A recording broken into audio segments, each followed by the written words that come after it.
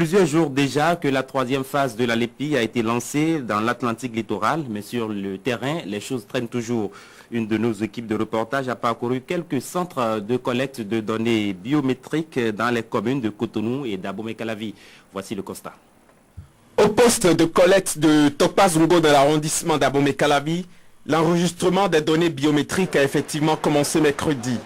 Pour le moment, tout va pour le mieux. Le président de ce poste, qui n'a encore eu aucun problème à régler, s'en félicite. Chez nous, le kit n'a pas de défaillance. Hier, on a enregistré 34 personnes.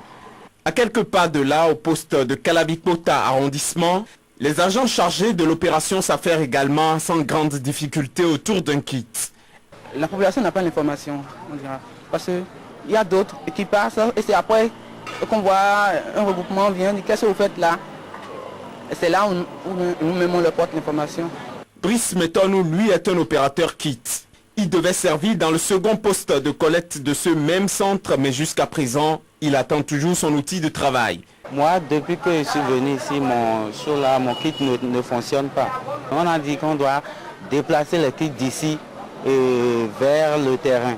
Le technicien dit que ce n'est pas son problème. Le coordonnateur vient, tu le vois, lui, il dit aussi la même chose. Donc je suis là, je les attends.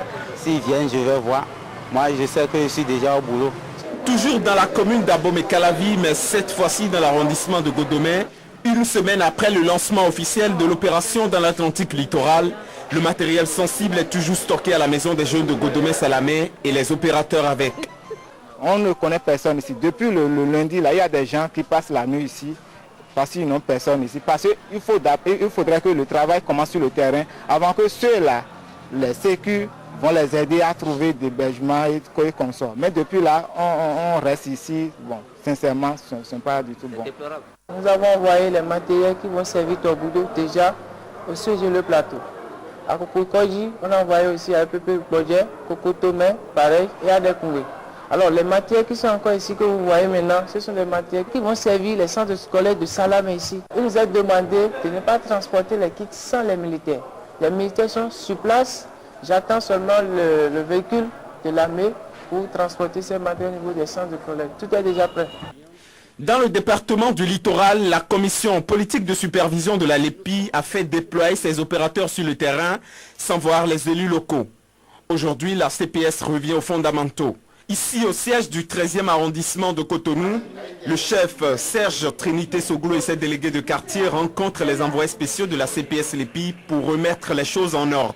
Nous sommes avec le superviseur spécial, M. Adjavon, et je pense que tout à l'heure, nous irons d'abord constater les irrégularités.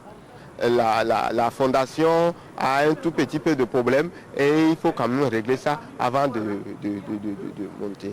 Ce jeudi, cet exercice a été fait dans tous les arrondissements de la ville de Cotonou. Pour les élus locaux, l'opération ne va vraiment démarrer qu'après ces séances de mise au point. Le principe de ces rencontres a été retenu mercredi lors d'une séance de travail à la mairie de Cotonou entre le superviseur de la CPS LEPI et les élus de la ville. Déjà une semaine de perdu dans les 3 consacrés à l'opération. Mais au vu du constat sur le terrain, la machine a bien du mal à prendre sa vitesse de croisière.